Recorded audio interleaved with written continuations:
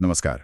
आज हम कंप्यूटर विज्ञान की दो बहुत ही बुनियादी चीज़ों पर बात करेंगे, स्टैक और क्यू। हाँ, बिल्कुल। स्टैक और क्यू। हमारे पास स्टैक और क्यू डेटा संरचनाएं नाम के स्रोत से कुछ जानकारी है। जी। और देखिए, इरादा ये है कि इन्हें ऐसे समझें जैसे हमें इनके बारे में पहले कुछ पता ही नहीं है, एकदम बिल्कुल शुरू से। हाँ, ये अच्छा तरीका है।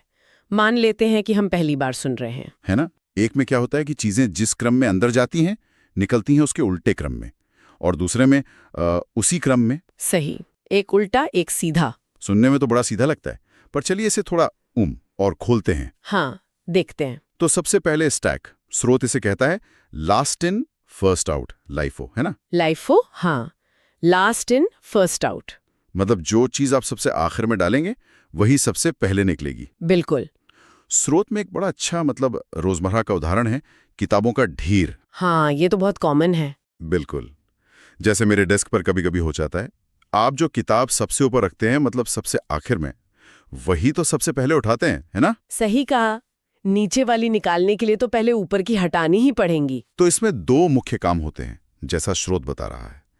एक है पुश, पुश, हाँ। मतलब ढेर के ऊपर एक और किताब रखना। और दूसरा है पॉप, यानी सबसे ऊपर वाली किताब हटा लेना। बिल्कुल, पुश और पॉप। अच्छा। और मजे की बात यह है कि ये कितना सिंपल आइडिया है, पर कंप्यूटर में कितनी सारी जगहों पर इस्तेमाल होता है। कहाँ कहाँ? जैसे स्रोत क्या बताता है? स्रोत बताता है, जैसे कंप्यूटर मेमोरी में फंक्शन कॉल्स। जब एक फंक्शन दूसरे को कॉल करता है, फिर वो तीसरे को, तो कंप्यूटर को याद रखना होता है कि वापस कैसे जाना है। अच्छा। वो स्टैक से होता है। और क्या कहते हैं एडिटर्स में, अंडू फीचर। हाँ, अंडू तो रोज इस्तेमाल करते हैं। वो भी स्टैक ही है। आप जो भी करते हैं वो स्टैक में जाता है। अंडू करते हैं तो आखिरी काम पहले हटता है। लाइफो। बिल्कुल। अरे वाह। और ये भी कि कोड में ब्रैकेट्स सही से बंद हुए हैं या नहीं, वो चेक करने में भी स्टैक काम आता है। अच्छा, तो ये अंडू वाला फीचर इसी लाइफो पर है। ये तो नहीं सोचा था। और आपने कहा था कि ये ऑपरेशंस तेज होते हैं। स्रोत में टाइम कॉम्प्लेक्सिटी O(1) लिखा है। इसका आसान मतलब क्या है? हाँ, O(1). इसका मतलब है कि ये काम पुश करना, पॉप करना, या सिर्फ देखना कि सबसे ऊपर क्या है, जिसे पीक कहते हैं, ये बहुत बहुत तेज हैं। कितने तेज? मतलब स्टैक कितना भी बड़ा हो, 10 आइटम हो या 10 लाख, इन कामों में लगने वाला टाइम लगभग उतना ही रहता है, बढ़ता नहीं है। ओहो। साइज से फर्क नहीं पड़ता। हाँ, साइज पर निर्भर नहीं करता है। इसीलिए ये बहुत एफिशिएंट, मतलब कुशल माना जाता है। समझ गया, बहुत बढ़िया। चलिए अब आते हैं क्यू पर।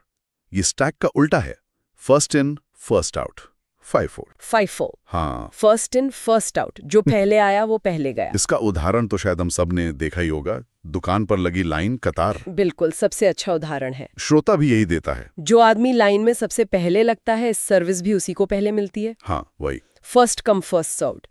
तो इसके मुख्य काम हुए NQ, मतलब लाइन के पीछे जुड़ जाना। हाँ। NQ यानी कतार में शामिल होना। और DQ? DQ यानी जो सबसे आगे है उसका काम हो गया और वो निकल गया। अच्छा, NQ और DQ। जी। और अगर हम इसे बड़ी पिक्चर में देखें, तो क्यू का असली काम है क्रम बनाए रखना, फेयरनेस जिसे कहते हैं। क्रम बनाए रखना कहाँ इस्तेमाल होता है ये? स्रोत बताता है ऑपरेटिंग सिस्टम में बहुत होता है। जैसे प्रिंट और क्यू। आपने 4 डॉक्यूमेंट प्रिंट करने भेजे, तो जो पहले भेजा वो पहले प्रिंट होना चाहिए, है ना? हाँ बिल्कुल, वरना तो गड़बड़ हो जाएगी। तो क्यू यही सुनिश्चित करता है। इसी तरह सर्वर पे जो रिक्वेस्ट आती हैं उनको हैंडल करने में या नेटवर्क में डेटा पैकेट्स भेजने में, सबको बारी बारी मौका मिले। अच्छा। स्रोत एक और इस्तेमाल बताता है। ग्राफ या ट्री डेटा स्ट्रक्चर होते हैं, उनमें खोजने का एक तरीका होता है लेवल बाय लेवल, जैसे ब्रेड्थ फर्स्ट सर्च या BFS कहते हैं। वो भी क्यू की मदद से ही होता है। तो मतलब जहां भी ये पहले आओ पहले पाओ वाला हिसाब चाहिए, वहां क्यू काम आता है। बिल्कुल सही पकड़ा। जहां क्रम जरूरी है वहां क्यू। और ये भी स्टैक की तरह तेज है, O(1). हाँ, इसके भी जो मुख्य ऑपरेशंस है, हाँ। NQ और DQ, वो भी O(1) ही है, जैसा स्रोत कहता है। मतलब लाइन में किसी को जोड़ना या सबसे आगे वाले को हटाना, ये भी बहुत तेज होता है, चाहे लाइन कितनी भी लंबी हो। कमाल है। तो संक्षेप में अगर कहें तो स्टैक हो गया LIFO, last in first out, किताबों का ढेर जो आखिरी में आया पहले गया। हाँ, क्रम उलटने या अंडू जैसी चीजों के लिए। और क्यों हो गया FIFO, first in first out. जैसे दुकान की लाइन, जो पहले आया पहले गया। सही, क्रम बनाए रखने और रिक्वेस्ट को फेयरली हैंडल करने के लिए। और यहाँ समझने वाली बात यही है, जैसा स्रोत भी इशारा करता है, कि ये सिर्फ किताबी परिभाषाएं नहीं हैं। असल में जब कोई प्रॉब्लम सॉल्व करते हैं तो ये सोचना पड़ता है कि यहाँ स्टैक फिट बैठेगा या क्यों। सही।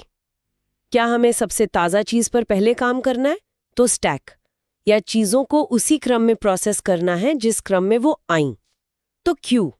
ये सोचना दिलचस्प है कि कंप्यूटर की इतनी सारी जटिलता इन्हीं दो सरल आइडियाज पर बनी है। बिल्कुल। तो आज हमने स्टैक, लाइफो और क्यू, फीफो को समझा, एकदम ऐसे जैसे हमें पहले पता नहीं था। उनके आसान उदाहरण देखें और ये भी जाना कि कंप्यूटर की दुनिया में ये कहाँ-कहाँ चुपचाप अपना काम कर रहे हैं। हाँ बिल्कुल। जाते जाते बस एक सोचने के लिए एक बात छोड़ जाते हैं। हाँ। सोचिए, क्या कोई ऐसी सिचुएशन हो सकती है जहां हमें दोनों तरह का बर्ताव चाहिए हो? मतलब कभी लाइफो की तरह आखिरी चीज पहले निकालनी हो और कभी फीफो की तरह पहली चीज। क्या कोई ऐसी मिक्स हाइब्रिड संरचना हो सकती है? ये तो सोचने वाली बात है। हाँ, इस पर विचार किया जा सकता है।